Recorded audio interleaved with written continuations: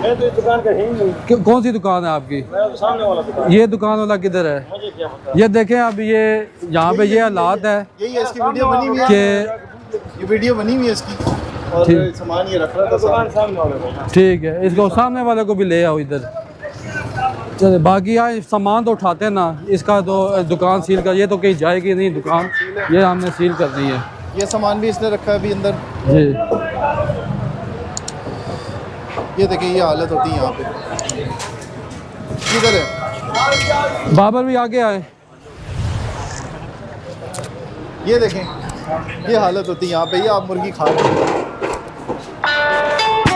ये देखें, ये भी अंदर रखा ये सामान पिंजरा उठाओ भाई, ये पिंजरा